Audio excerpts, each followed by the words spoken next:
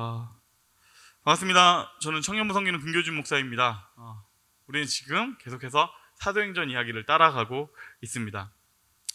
오늘 본문을 보기 전까지 지난주까지의 이야기를 진짜 간단하게 설명을 드리자면 previously 이런 거 있죠. 사도행전 1장에서 예수님께서 승천하시고 그리고 성령님께서 임합니다. 성령님께서 임하시면서 교회가 시작되고요. 그리고 엄청나게 부흥의 역사가 막 일어나요. 그리고 이 교회가 엄청나게 성장하는 모습들이 쭉 진행이 됐는데, 이 성장하는 모습들을 두려운 마음으로 약간 불안해하면서 지켜보는 무리들이 있습니다. 그리고 이 불안함이 계속 증폭되다가 7장에서 팡 터집니다. 바로 저번 주였죠. 그래서 7장에서 유대인들이 스데반 집사님을 죽입니다. 스데반 집사님께서 이렇게 순교하는 것이 마치 하나의 트리거처럼 작용해서 그때부터 이제 본격적인 교회에 대한 박해가 시작되는데요. 이 박해는 어느 정도냐면 성도들을 체포하고 잡아 죽이기도 하는 그런 박해여서 교회는 사방으로 흩어지고 교회는 마치 망한 것 같은 그런 모습을 맞이하게 됩니다. 그리고 바로 이 망한 것 같은 이 순간에 사도행전의 챕터 2가 시작됩니다. 사도행전 챕터 2. 챕터 1이 예루살렘을 배경으로 해서 이렇게 모이는 교회가 챕터 1의 주제였다면, 이제 챕터 2의 주제는 흩어지는 교회입니다. 흩어지는 교회.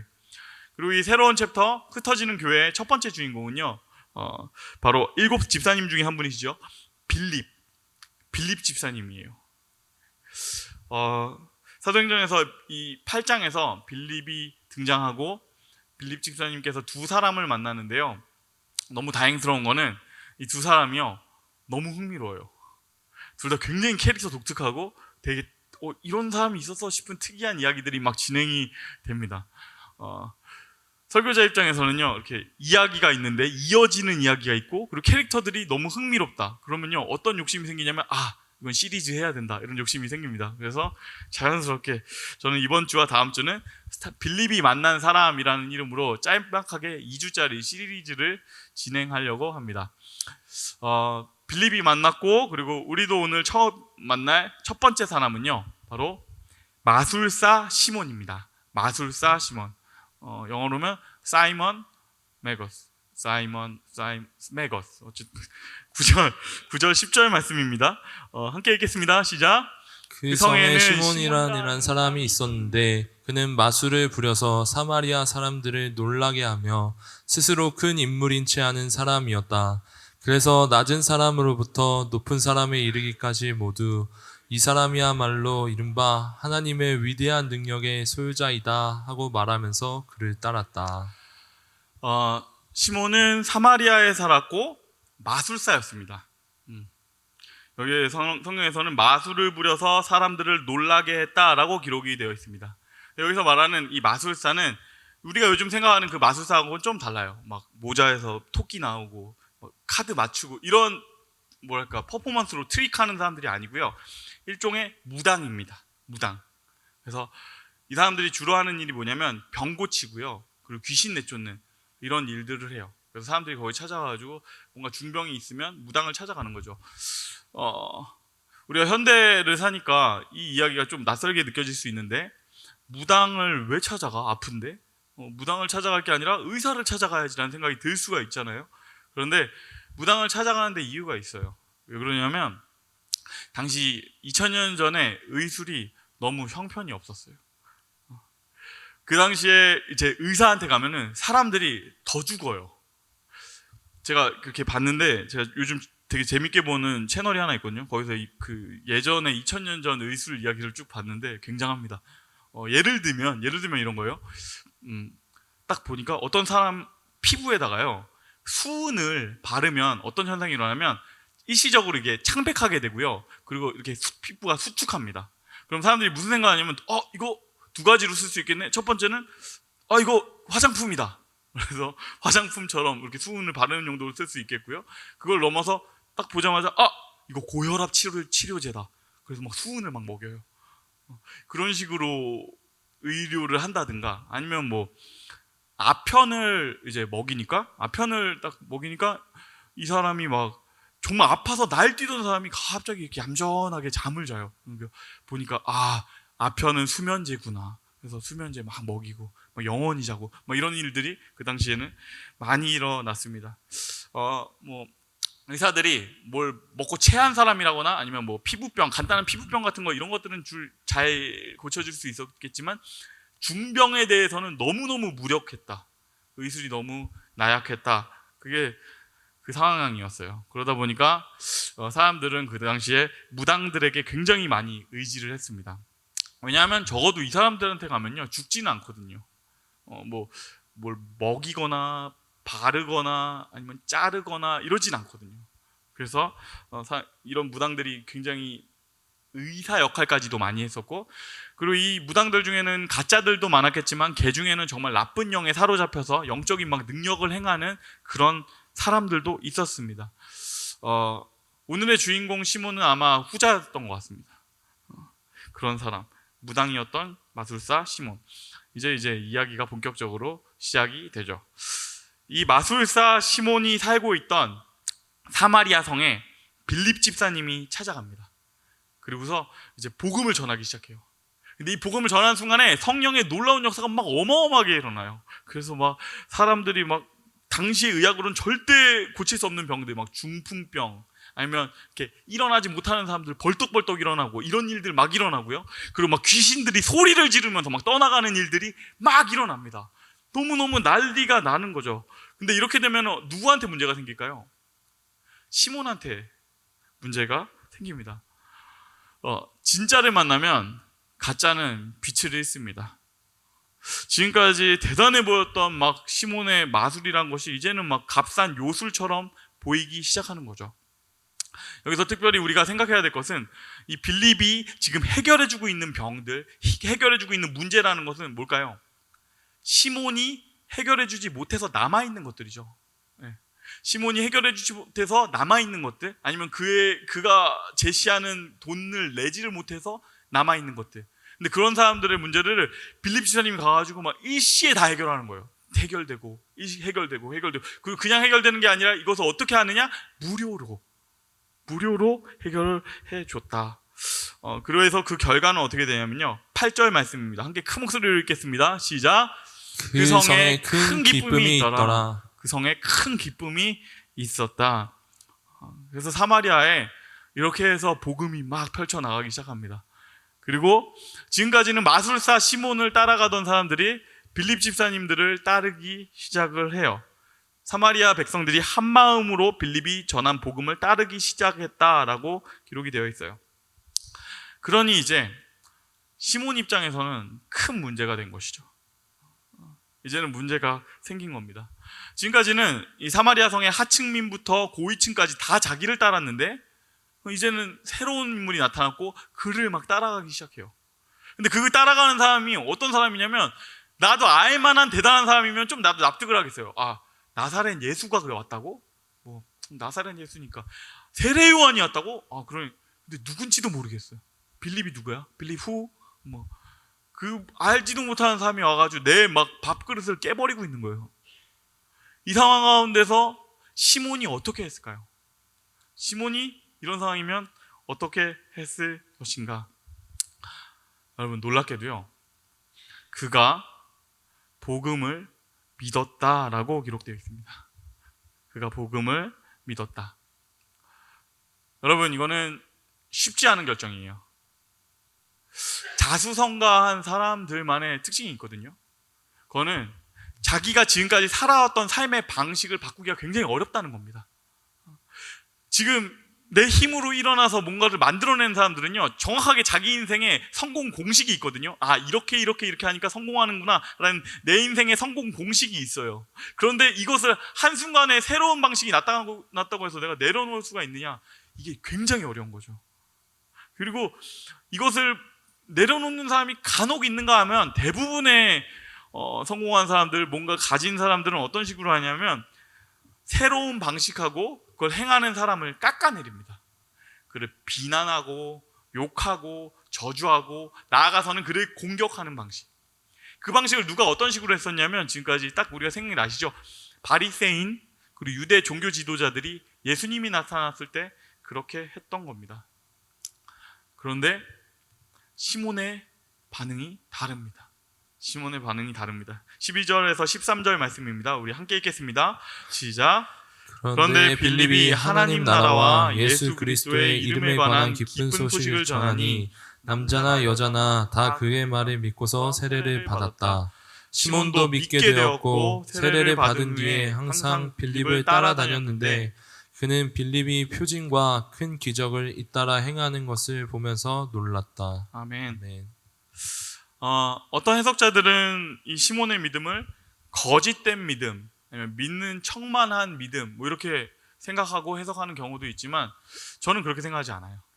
왜냐하면 그 당시에 두 가지 이유가 있는데요. 첫 번째는 그 당시에 세례의 조건이 있기 때문이에요. 세례의 조건은 딱 하나였어요. 세례 요한부터 시작해서 예수님에 이르기까지 세례를 주는 조건은 딱 하나였는데 그건 뭐냐면 회개, 돌이키는 것. 돌이키면 세례를 준다라는 게 한 가지 조건이었거든요. 그래서 돌이키면 그에게 세례를 주는 이 조건이 늘 쭉 이어져 왔다는 것이죠. 아마도 저는 시몬에게도 동일했을 것이라고 생각을 합니다. 그리고 또 한 가지 이유가 있는데 그 두 번째 이유가 사실 저는 더 크게 생각돼요. 그건 뭐냐면 그가 지금 빌립을 따라다니면서 그 빌립에게 세례받는 모습을요 사람들이 본단 말입니다. 여러분 상상을 해보세요. 내가 우리 동네 메시예요. 나는 막 발재간이 장난이 아니에요. 그랬는데 모든 애들이 막 나한테 와가지고 뭐 금교준 목사님, 목사님 아니죠. 금교준 메시님 저한테 축구 가르쳐 주세요. 막 왔었는데 어느 날 우리 동네에 축구 선수 국가대표 선수가 와요. 근데 그 사람이 오는 순간에 나는 뭐가 되죠? 조기 축구 아저씨 되는 거예요. 너무너무 자존심 상하는 거 아닙니까? 근데 여러분 여기에서 이 빌립이 찾아왔을 때 시몬의 상황은 더 이렇게 현실적으로는요. 더 현실적인 문제는 그가 지금 그에게 세례를 받는 순간 뭐가 되냐면 빌립보다 한 급 밑에 있는 무당처럼 되는 겁니다. 그러니까 어떤 것을 그가 내려놨는가, 꽤 큰 것을 포기하고 세례를 받았다라는 걸 우리가 충분히 상상을 할 수가 있습니다. 자존심도 상할 수 있고 현실적인 문제도 있는데 그럼에도 불구하고 그가 빌립을 따라갑니다. 그가 말씀도 듣고 그의 표적을 보면서 막 감탄해요. 이것은 굉장히 겸손한 자세고 그가 영적인 세계가 뭔지를 그래도 아는 사람이었기 때문에 그런 것을 아는 사람의 태도입니다. 그래서 저는 결론적으로는 시몬이 돌이켰다. 그의 인생은 이전과 전혀 다르게 아주 귀한 인생으로 변화되었다. 이렇게 이야기가 끝나면 좋겠지만 그렇지 않죠. 산 넘어 삼이고 언덕 넘어 언덕이 있습니다. 그래서 이야기가 계속 이어집니다. 빌립이 사마리아에서 성공적으로 사역하고 있다는 소식이요 예루살렘에 전해집니다. 그래서 그 얘기를 딱 듣고 나서 예루살렘에 있던 사도들이 사마리아에 찾아오게 되는데요. 우리가 다 잘 알고 있는 이제 교회의 최고 리더십들, 베드로 그리고 요한 그리고 형님들이 이제 와서 빌립의 사역에 참여하게 된 것이죠. 그리고 그들이 참여하는 순간에 굉장히 특별한 일이 하나 일어나기 시작했는데요. 지금까지는 성령을 받는 일이 일어나진 않았었는데 사람들이 성령 세례를 받고 성령을 받는 일들이 막 일어나기 시작한 겁니다. 여기서 여러분이 오해하시면 안 되는 것은 우리가 막 복음을 받아들이고 하는 일하고 성령 세례가 이렇게 별개로 분리되어 있는 것이다 라고 생각할 필요는 없어요. 이때는 좀 특별한 경우예요. 유대에 머물러 있던 이 복음이 사마리아로 전파되는 과정에서 유대인들에게만으로 딱 끝날 줄 알았거든요. 그 당시에 사도들은. 근데 그들의 생각도 바꾸고 이 새로운 선교의 역사를 시작하기 위한 좀 특별한 사건으로 이렇게 두 번의 절차가 됐던 것 같아요.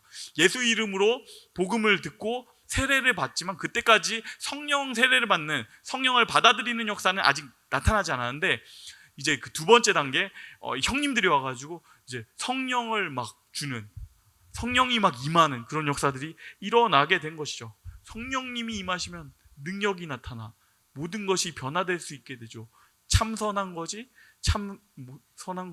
여기 일어나네. 빠밤.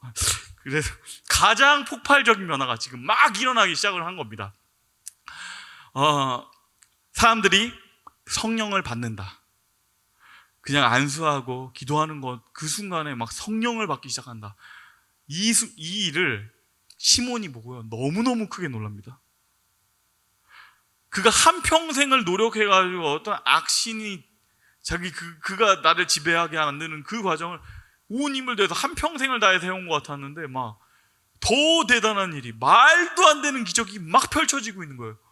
어떻게 이런 일이 있을 수 있지? 그가 너무너무 놀래요. 그가 너무너무 놀래가지고 베드로한테 이렇게 요청을 합니다. 18절과 19절 말씀입니다.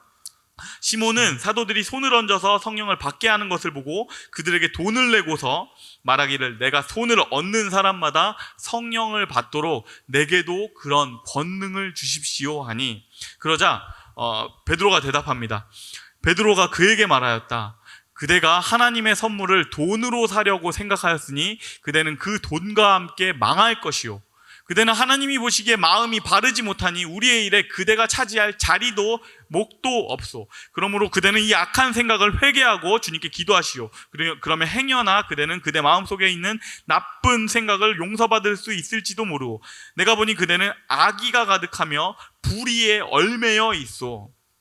아멘. 베드로가 지금 아주 단호하게 시몬을 질책합니다. 너는 하나님의 선물을 돈으로 사려고 하고 있다. 너는 그 돈과 함께 망할 것이다. 이 얘기를 하고 있어요.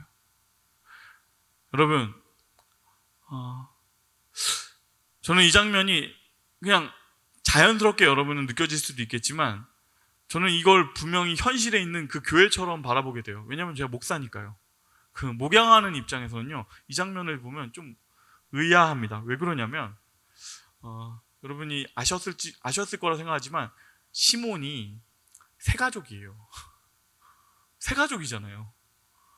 근데 교회 최고 리더십이 와가지고 너는 막 망할 거야, 넌 그 돈과 함께 망할 것이다. 생각해 보세요.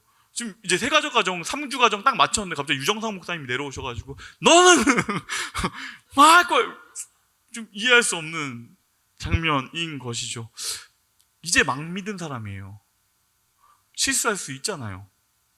그런데 부드럽게 말해도 되는데 왜 이렇게까지 베드로 사도가 냉정하고 호되게 하시는 것일까? 왜일까? 성경 가운데 이상한 장면, 특별한 장면에는 꼭 특별한 이유가 함께 있습니다. 오늘의 본문이 강하게 지적하는 포인트가 이겁니다. 시몬은 돈을 믿습니다. 돈의 힘을 믿어요. 돈으로 못 사는 게 없다고 생각하는 사람이에요. 그는 돈을 믿습니다. 그러나 그렇다고 그가 하나님을 믿지 않느냐? 아니에요. 하나님도 믿어요. 그가 복음을 믿었고 세례를 받았다고 기록이 되어 있어요. 그런데 동시에 그는 돈을 믿습니다. 여기에 대해서 마태복음에서 예수님께서 하시는 말씀이 있습니다. 6장 24절 말씀입니다. 우리 한 목소리로 읽겠습니다. 시작. 한 사람이 두 주인을 섬기지 못할 것이니 호기를 미워하고 저를 사랑하거나 호기를 중히 여기고 저를 경히 여김이라. 너희가 하나님과 재물을 겸하여 섬기지 못하느니라. 예수님께서 말씀하십니다. 너희는 하나님과 돈을 동시에 섬길 수 없다. 하나님과 돈을 동시에 사랑하는 것은 불가능하다. 이렇게 말씀해 주세요. 이걸 좀 더 들어가 보죠. 돈을 사랑하는 마음, 여기에 대해서 성경은 굉장히 단호하게 얘기합니다. 디모데전서 6장 10절 말씀입니다. 돈을 사랑함이 일만 악의 뿌리가 되나니 이것을 탐내는 자들은 미혹을 받아 믿음에서 떠나 많은 근심으로써 자기를 찔렀도다. 아멘. 돈을 사랑하는 마음이 일만 악의 뿌리다. 돈을 사랑하는 마음이 일만 악의 뿌리가 된다. 여러분, 우리가 여기서 이 장면을 성경에서 그렇게 말하는군, 아멘, 이렇게 넘어갈 수도 있겠지만 이건 그렇게 들어갈 일은 아니에요. 사실은 너무너무 레디컬하고 너무너무 급진적인 이야기예요. 왠지 아세요? 우리가 자본주의 사회를 살기 때문입니다. 돈을 사랑하는 마을, 이게 사실은 이 사회를 지금 굴리고 있는 기반 아닙니까? 돈을 사랑하는 마음, 이거를 지적하고 이것을 비난하기 시작하면요, 이 사회가 무너진다고요.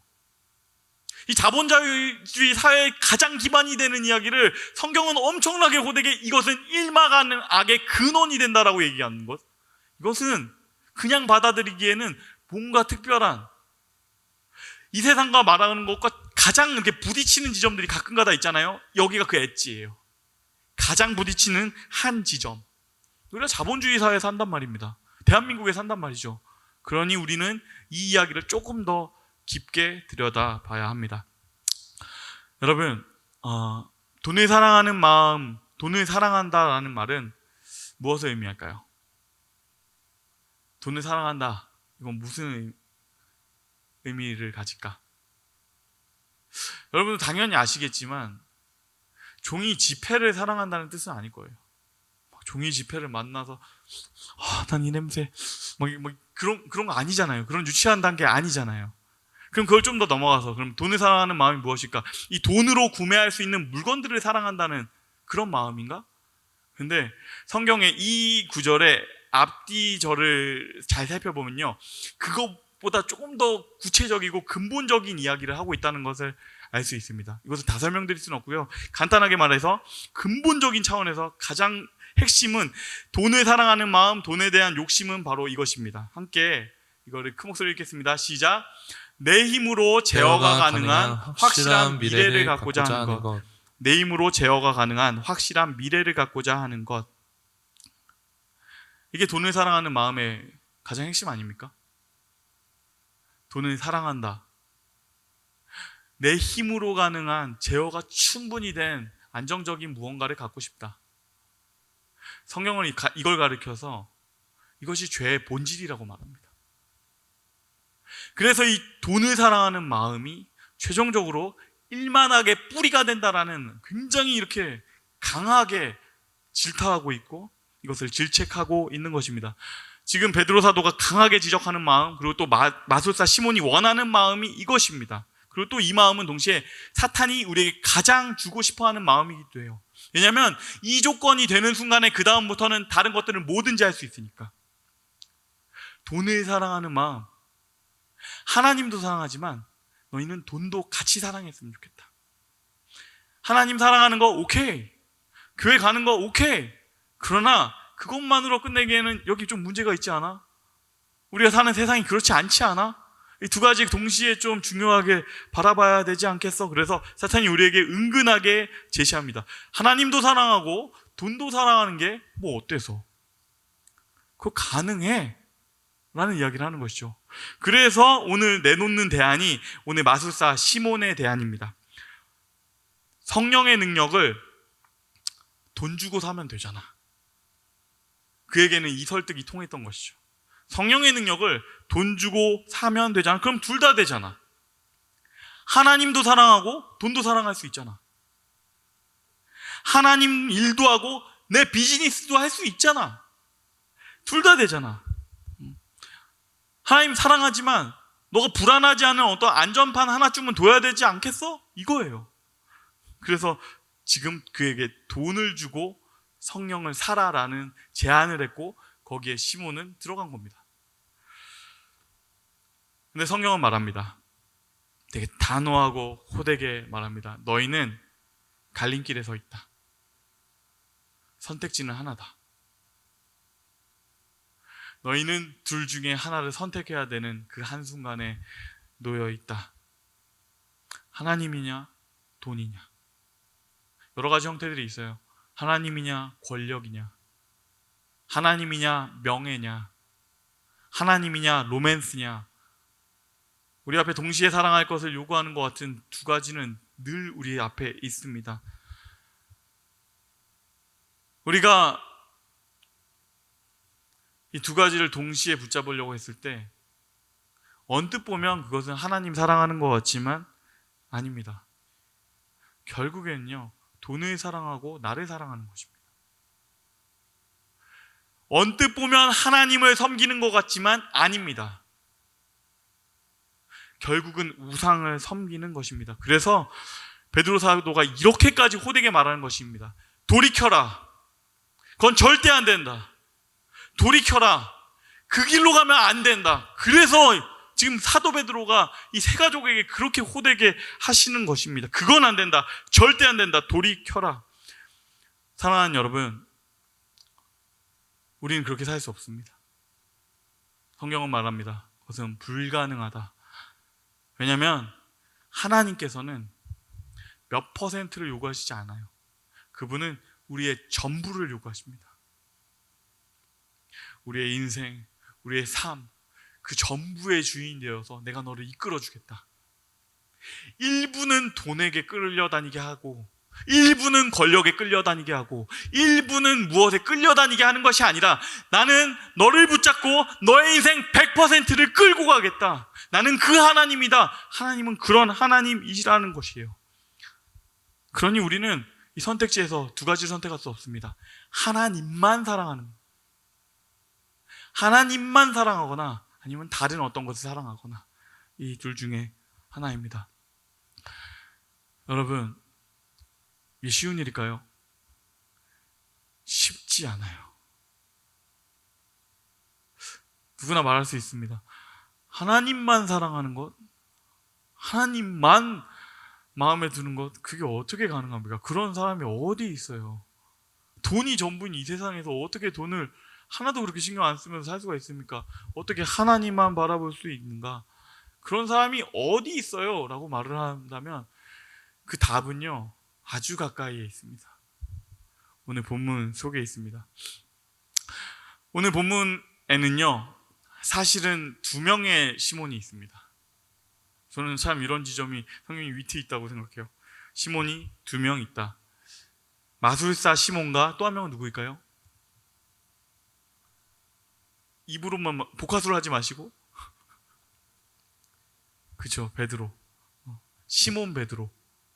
여러분, 베드로라는 이름은요, 예수님께서 지어주신 별명이에요. 그의 본명은 시몬입니다. 시몬 베드로가 있습니다. 그의 삶의 답이 있어요. 그가 사는 방식에 답이 있어요. 하나님만 믿는 삶, 하나님만 바라보는 삶, 그것을 그가 보여줍니다. 사도행전 3장에서 그는 한 안진뱅이인 거지를 만납니다. 그리고 그 거린에게 그가 이렇게 말합니다. 3장 6절부터의 말씀인데요, 우리 함께 큰 목소리로 읽겠습니다. 베드로가 말하기를 은과 금은 내게 없으나 내게 있는 것을 그대에게 주니 나사렛 예수 그리스도의 이름으로 일어나 걸으시오 하고 그의 오른손을 잡아 일으켰다. 그는 즉시 다리와 발목에 힘을 얻어서 벌떡 일어나서 걸었다. 그는 걷기도 하고 뛰기도 하며 하나님을 찬양하면서 그들과 함께 성전으로 들어갔다. 그 사람이 베드로와 요한 곁에 머물러 있는데 사람들이 모두 크게 놀라서 솔로몬 행각이라 하는 곳으로 달려와서 그들에게로 모여들었다. 베드로가 그 사람들을 보고 그들에게 말하였다. 이스라엘 동포 여러분, 어찌하여 이 일을 이상하게 여깁니까? 또 어찌하여 여러분은 우리가 우리의 능력이나 경건으로 이 사람을 걷게 하기나 한 것처럼 우리를 바라봅니까? 아멘. 이 말을 하고서 이제 베드로는 그 이후부터는 예수 그리스도를 전하기 시작해요. 굉장히 담대하게 강렬한 메시지를 막 더 전하기 시작합니다. 시몬 베드로 그리고 마술사 시몬, 이 두 사람은요, 공통점과 차이점을 되게 분명하게 가지고 있습니다.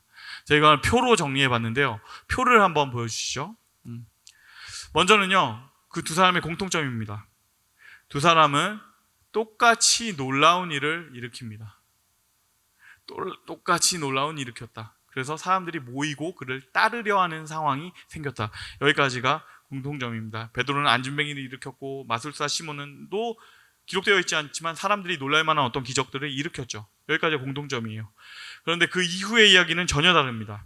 놀라서 베드로를 따라오는 사람들에게 베드로는 왜 나를 주목하느냐라고 말합니다. 반면에 시몬은 나를 주목하라 라고 말합니다. 베드로는 나는 아무것도 아니다 라고 말하고, 시몬은 나는 특별한 사람이다, 자칭 큰 자다 라고 자기를 소개를 합니다. 그리고 베드로는 자기를 따르려는 사람들에게 내가 아닌 예수를 따르라고 말하고, 시몬은 온 성의 사람들이 자기를 따르게 만듭니다. 우리가 찾는 답은 이 베드로의 삶이 있습니다. 사도 베드로는 모든 것을 다 얻을 수 있었어요. 그는 돈도 얻을 수 있었고 명예도 얻을 수 있었고 충분한 부와 권력들 움켜쥘 수 있는 상황에 있었습니다. 왜냐하면 그보다 훨씬 못한 능력을 가진 시몬, 이 마술사 시몬도 그 성 전체를 지배하는 사람이 됐는데요. 그 성 전체가 따르는 사람이 되게 했는데요. 왜 못하겠어요? 충분히 가능했어요. 그런데 베드로는 그의 삶으로 말합니다. 나는 하나님만 사랑한다. 나는 돈도 사랑하고 명예도 사랑하고 권력도 사랑하는 것이 아니라 나는 하나님만 사랑한다. 베드로 사도가 그의 삶을, 그의 행동을 통해서 보여줍니다. 여러분, 결국은 우선순위의 문제입니다. 그것을 가능하게 하는 것, 그 비밀이 여기에 있습니다. 우리가 함께 이미 읽었던 말씀, 베드로 사도의 20절에 있는 말씀을 우리가 함께 읽겠습니다. 시작. 베드로가 이르되 내가 하나님의 선물을 돈 주고 살 줄로 생각하였으니 내 은과 내가 함께 망할지어다. 베드로가 말합니다. 이 선물이 더 귀하다. 이 선물이 훨씬 더 귀하다. 어떤 것과도 바꿀 수 없는 선물이 여기 있다. 그래서 그가 그렇게 사는 겁니다. 여러분, 그냥 간단한 답으로 가시죠. 이 선물이 무엇일까요? 베드로에게 주어졌던 그의 인생 전체를 바꿨고 그의 인생을 끌고 갔던 그 놀라운 선물, 그거는 예수님이에요. 그의 인생을 찾아오셔서 한 어부였던 그의 인생을 이렇게 놀라운 베드로, 사도 베드로, 초대교회의 리더이자 온 세계의 역사를 바꾸게 된 한 사람으로 그를 성장시켰던 그 놀라운 선물, 그것은 예수님이에요. 그리고 이 선물이 너무너무 귀한 것은요, 정말로 우리 안에서 계속해서 일으켜는 변화들이 있습니다. 이 선물에 대해서 사도 요한은 이렇게 말합니다. 계시록 3장 20절 말씀입니다. 볼지어다 내가 문 밖에 서서 두드리노니 누구든지 내 음성을 듣고 문을 열면 내가 그에게로 들어가 그와 더불어 먹고 그는 나와 더불어 먹으리라. 아멘. 이 선물은, 예수님이란 그 선물, 귀한 선물은 한 번 받고 끝나는 선물이 아니에요. 그분 우리 가운데 찾아오셔서 내주하시는 하나님이에요. 우리와 함께 평생을 함께 살겠다 말씀하시는, 우리 가운데 찾아오셔서 내 인생의 중심에 찾아와 주시고 그곳에 우뚝 서 계시는 한 분이세요. 그분은 내주하시는 하나님, 교제하시는 하나님이다. 그리고 또 요한복음은 그 선물에 대해서 이렇게 기록합니다. 요한복음 10장 10절 말씀입니다. 내가 온 것은 양으로 생명을 얻게 하고 더 풍성히 얻게 하려는 것이라. 아멘. 내 안에서 매일매일 더 풍성해지는 선물, 예수 그리스도.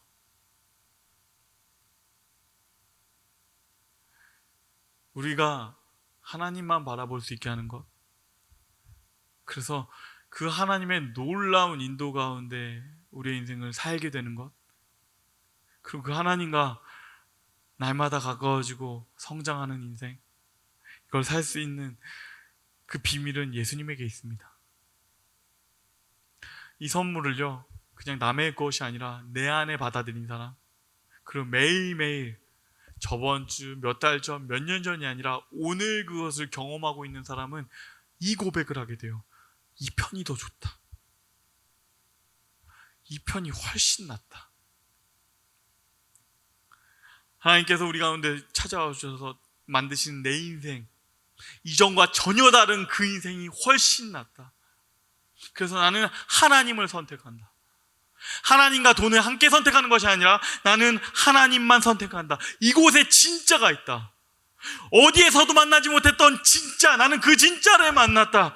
돈보다도 하나님을 사랑하는 삶, 세상보다도 예수가 귀해지는 삶, 예수 안에서 모든 답을 찾아내는 그 삶, 허무함이 아니라 진리를 찾게 되는 삶, 헛헛해지는 계속해서 비워지는 그 어떤 것이 아니라 날마다 더 차는 그 생수를 경험하는 삶, 그 삶이 이 가운데 있다.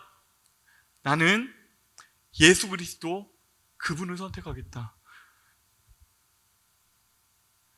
우리 모두는 사도 베드로의 삶을 살고 싶지 마술사 시몬의 삶을 살고 싶지 않습니다.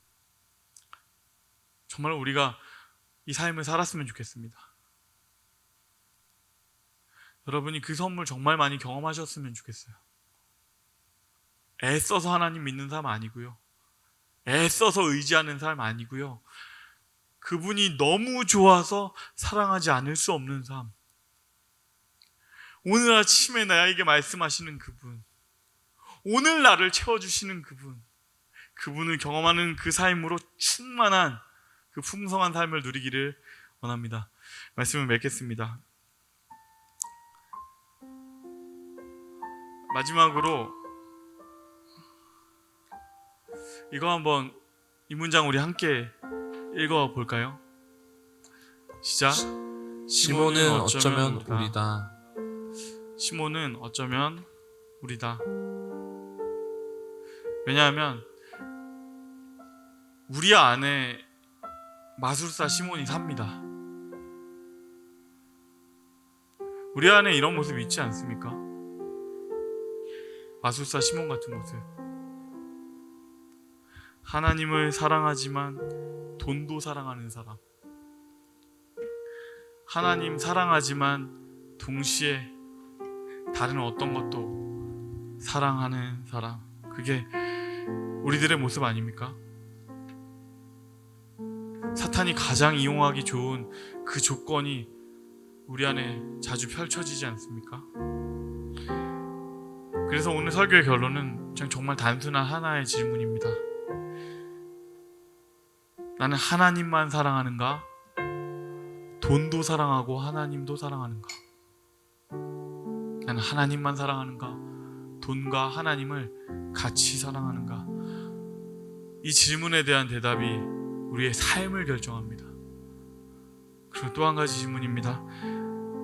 당신은 예수님 그 선물을 경험하고 있는가? 예수님이라는 그 선물을 오늘 당신은 경험하고 있는가?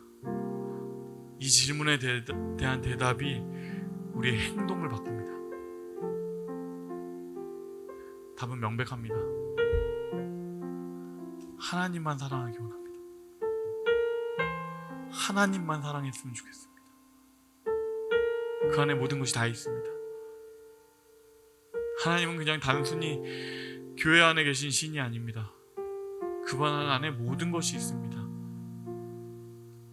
우리의 삶의 여정에서 여러 가지를 고민하는 그 많은 것들, 하나님께서 우리에게 그분을 구하라고 말씀하실 때 계속 이어져서 말씀하시는 것이 있어요. 너희에게 필요한 것이 무엇인지 내가 알고 있다. 내가 채워주겠다. 하나님은 그냥 단순히 종교를 선택하는 것이 아니라 우리 인생 전체를 끌고 갈 수 있는 내비게이션이시며, 그분은 그냥 단순히 종교의 한 신으로 끝나는 것이 아니라 우리 인생의 모든 답을 가지고 계신 패키지예요. 그분 안에 모든 답이 있다. 그래서 우리 하나님만 사랑합시다. 하나님 더욱 사랑하기 원합니다. 그런 그 하나님 사랑하는 저와 여러분이 되기를 주님의 이름으로 축원합니다.